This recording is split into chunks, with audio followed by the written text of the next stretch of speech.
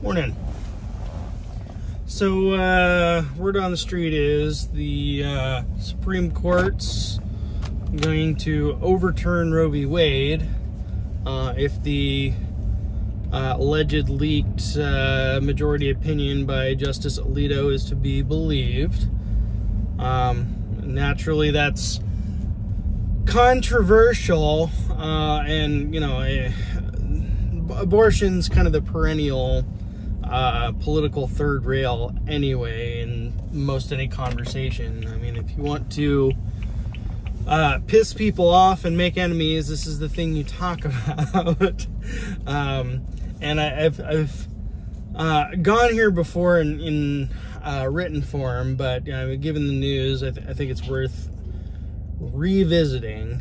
And so I guess the first reaction is, you know, obviously there's a lot of people who are on the political left who have some apocalyptic, you know, opinions about what this means for the country if it gets overturned.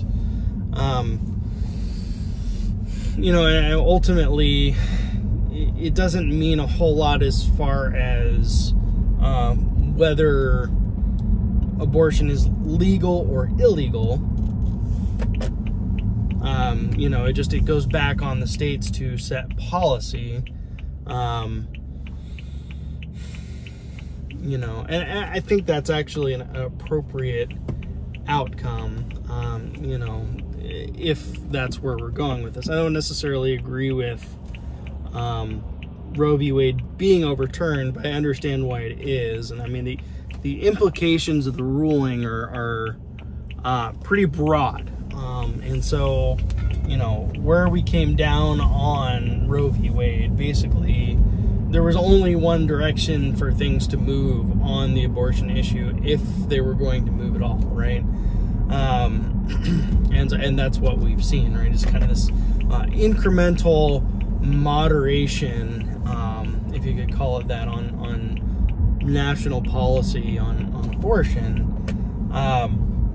You know, I'm not really making a whole lot of value judgments here, at least initially. I'm just kind of talking about what is.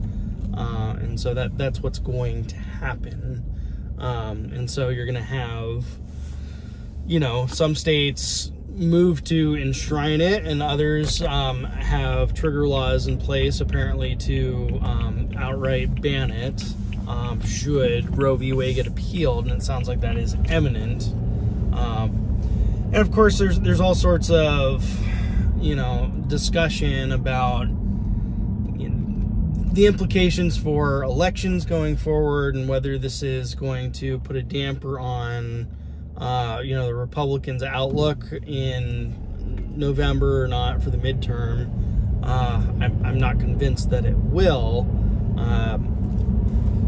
There's also, you know, some thoughts that, you know, the leak and, you know, the rousing of political demonstrations and things of that flavor that we're all too familiar with in 2020 are purposeful and designed to directly impact the election.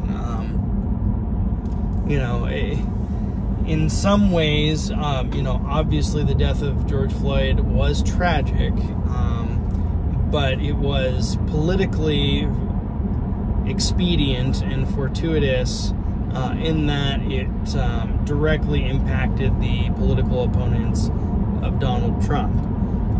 So again, it is in no way a good thing. It was tragic, but as the saying goes, you know, political animals, you know, will not fail to take advantage of any kind of emergency and leave, you know, no crisis, you know, to waste, or so to speak. Anyway, so that's happening, and I guess the question is then, you know, if we're going to have states setting policy on abortion, what should that policy be? And, you know, failing Roe v. Wade being in place, I don't foresee national policy being set on abortion. So it's going to come down to the state level. And if we can't get some kind of consensus as a nation on the issue, then I think it's actually appropriate to have it decided on a state-by-state basis. And I talked some in a previous video about, a Second American Civil War, and I think it was Tim Pool, making the point that abortion could be a similar, ignition source for that kind of civil conflict, in the same way that slavery was in the 1800s. And if we have abortion going back to the states to set policy, that sounds an awful lot like slave states and free states, except you're going to have, quote-unquote pro-life states and quote-unquote pro-choice states.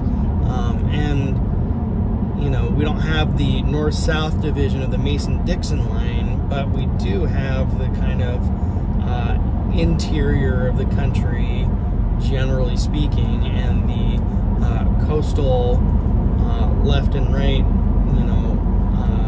regions of the country, and some fairly clear geographic divisions there. Although, again, I've talked previously about the urban-rural divide, and how that maybe is a more useful sort of, point of demarcation between the two. So it'll be interesting to see how that all plays out. And I mean, again, it sounds like there are trigger laws in place in many of these interior states, where if Roe v. Wade gets overturned, there will immediately ban abortion in those places. It is a similarly polarizing issue to slavery. I mean, there's a lot of, like I said, it's that perennial political third rail.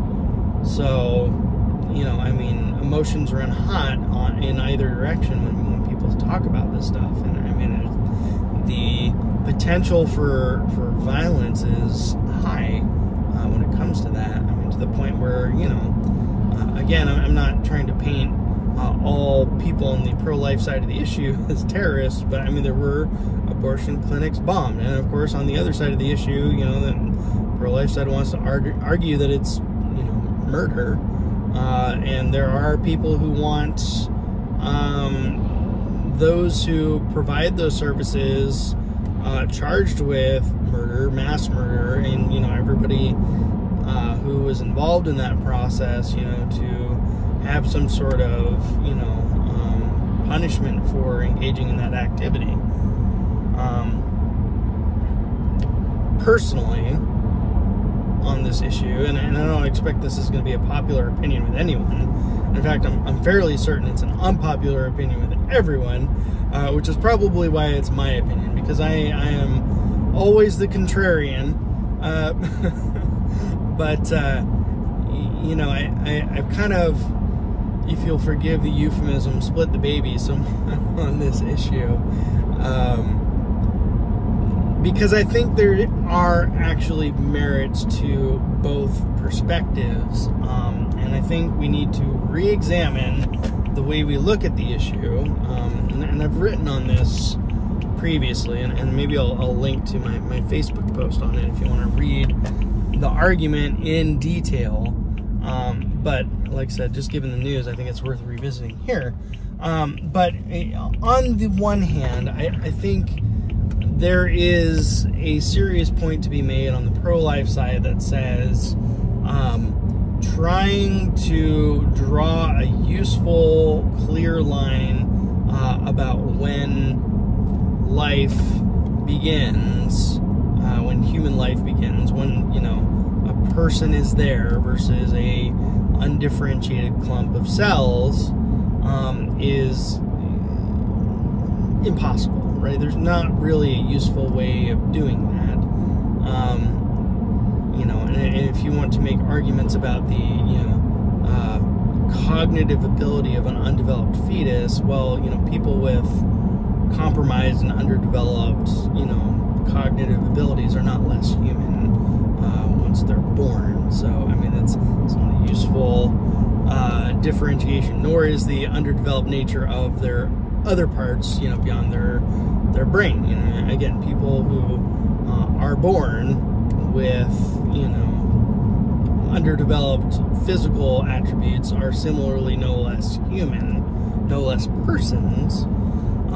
And so, yeah, I don't think trying to draw that line anywhere useful is practical. And I think, morally speaking, it's always going to be a failing argument for the pro-choice crowd to try and argue that, you know, fetuses are not human persons, especially given the fact that, you know, the progressive wing of the country wants to expand and extend, you know, civil protections for ever more narrow slices of the demography, right? You know, in interest groups and identity groups, but in every direction except the unborn. So I think that's a failing argument. And if the pro-life crowd continues to want to die on the hill that you're not a person until you're born, it's not going to work out. That said, I think there is a legitimate libertarian argument to be made on the pro-choice side.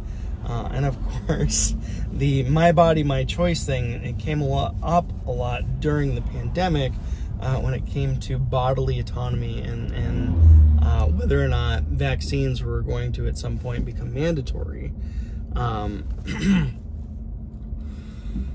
And as a matter of principle and as a matter of civil liberties, you know, the bodily autonomy of one individual is, in my mind, absolute. And I think that morally, philosophically, constitutionally, that is a sound argument.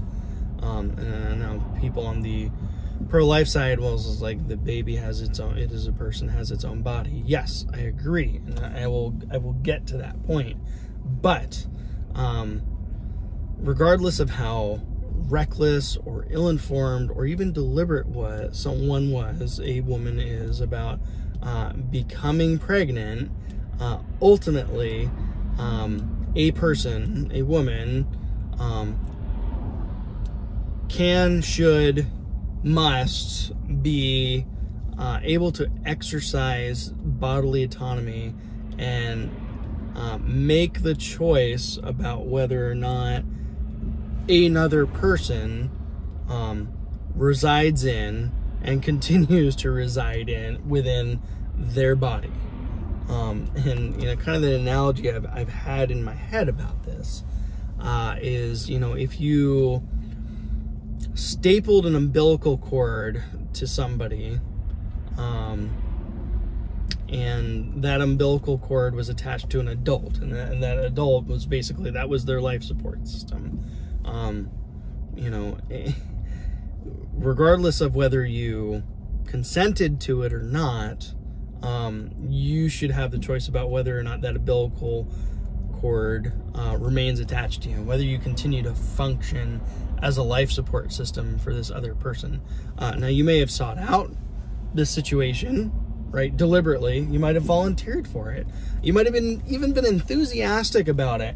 And then, upon being stapled with this umbilical cord, decided this was not what I thought it was going to be. It is intolerable. I can no longer stand to, you know, be attached to this person without my ongoing and continuous consent.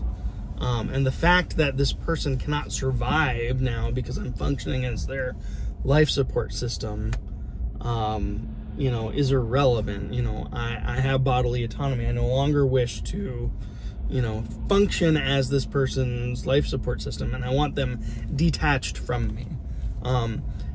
You know, and the reason I say adult, like say, you know, there was possible, you know, with a sickly adult to, you know, just, you know, their lungs don't work, so you're going to be their lungs, and boom, you get stapled with this umbilical cord, and now you're their life support system. You know, I think it's useful because it separates the child aspect from the argument, right? You know, and if you're a person, you're a person, regardless of whether you're a child or you're an adult. Now, granted, children, especially very, very, very young children, infants, are especially helpless and are deserving of increased considerations and protections beyond those afforded to adults. And I'm not trying to negate that. I'm trying to remove the emotional aspect from the thought process here, right? So if you even if you, again, with informed consent, enthusiastically consent to performing this function, this life support system for another human being, even for a protracted period of time, knowing full well that if you detach yourself from them, it will kill them, ultimately it is still your body, and you do not have to be connected to that person via a umbilical cord which is intruding into your body, right? And so functionally that's no different from a pregnancy, right? Now, it's especially egregious infringement of your bodily integrity if you are inadvertently attached to an umbilical cord, right? Maybe you're engaging in risky behavior and you go to a place where you know people tend to have umbilical cords attached to them, right? You know, regardless of the risks, you persisted in this risky behavior, and though unintentionally, you become attached with them. So, well, if you don't want to function as a life support system for this other person, then there should be no mechanism for the state to compel you to continue to do so, right? And then again, if you are without your consent forcibly subjected to being attached to an umbilical cord and functioning as a life support system for another person, again, the state should not be able to compel you to continue to function in that respect. And now there's a separate moral argument about whether or not you should, whether or not it was basically by rape or unintentionally or even deliberately, whether or not you should continue to function in that respect and allow this person to continue to live, say, for 9 months until they are, you know, capable of existing on their own, right? You know, and in my analogy, it's an adult who you're connected by an umbilical, but I mean, that's really no different than a child, right? So, you know, moral arguments aside, and you know, that's going to be highly dependent on whatever your, you know, belief system is. But what we're talking about is the policy, right? The law, whether or not the state, again, can compel you against your will to function as a life support system for another human being for any amount of time, and accommodate them within your body without your consent, right? And, you know, even if you can, like I said, consented to it on the front end, you had fully informed consent, you were enthusiastic about it, and then you get there and you decide, no, I cannot do this, right? This is intolerable, right? For me to have this intrusion into my bodily autonomy. Like there can be nothing more sacrosanct than that as far as civil liberties and the state are concerned, because that's what we're talking about, right? Is the state's ability to compel you to do this against your will, not whether or not there's some sort of cosmic meaning to causing the death of a person by no longer consenting to function as their life support system, right? That may or may not be true, and I'm not commenting on that here. I'm only commenting on the ethical consideration as far as the state's ability to compel you to do that, right? And if the state can intrude that significantly into your bodily autonomy, then in what other ways can they compel you to do that, right? And we would never dream of telling an adult woman that she had to accommodate an adult male inside of her, let's say, for any period of time without her express, enthusiastic, and ongoing consent, right? And anything short of that is an assault. So, I mean, that's the other side of the argument, right? So, I mean, yes, an unborn child is a person. I think you have to acknowledge that. And yes, women can and do have and should have bodily autonomy, right? So how do you then split that baby, right? And this is what I mean by we need to rethink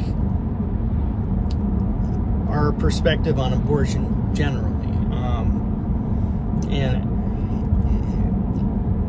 what I mean by that is abortion has become entwined with this concept of killing babies, right?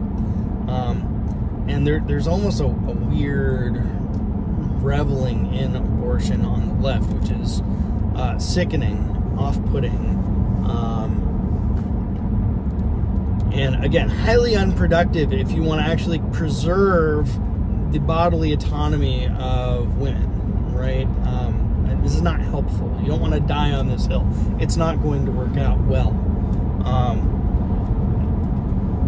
But that said, I think most sane, rational people do not revel in abortion, even if they support it. And it's not about killing anybody per se, or at least it shouldn't be, and we shouldn't look at it that way.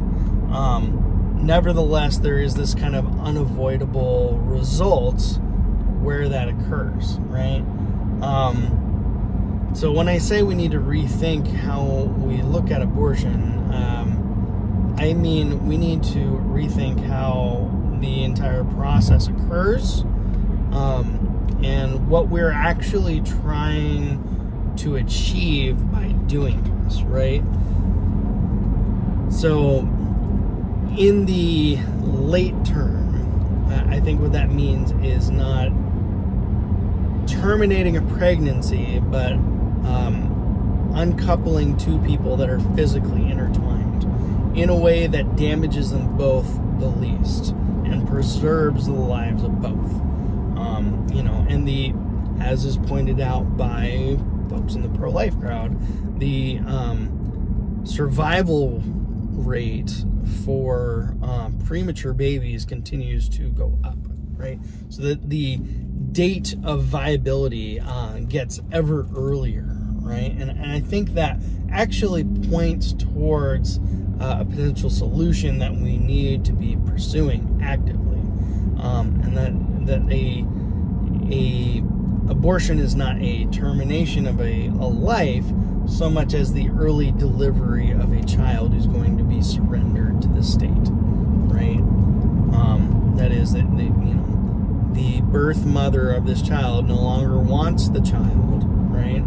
She doesn't have any interest in killing a person, nor does the state, nor does the doctor, nor does any rational person in this process, right? What they're trying to do is preserve the bodily autonomy of the mother. That's one side of the equation, but the procedure also needs and should be designed to respect the autonomy, the bodily autonomy of the other person, right? The unborn child. And so like I said, an abortion should not be termination of a life, but an early delivery, right? And so late term, right, early delivery, that means, neonatal intensive care unit, right? And the state takes on the burden of doing whatever is necessary to preserve and protect that life, which is now going to lack the natural life support system that it had, right? Now, the earlier and earlier you get into that pregnancy, the lower the odds are of survival, right? And that's unfortunate, but it's not an insurmountable problem. And so even at the very, very earliest stages, there can and should be things done to try and protect and preserve that life. And if we were actively doing so, even at 8 weeks, even at 6 weeks, right? then the science would likely advance far faster. And we would actually get to a point where potentially the survival rate of these early deliveries is, you know, on par with the survival rate of full-term children, right? And that we just gestate babies in a new and different way, right? And that sounds a little bit sci-fi, but again, you know, and when you have a kid who's, you know, barely into the, you know, third trimester, survive, you know, you know, extreme premature birth, you know, that would have been science fiction 100, 200 years ago, right?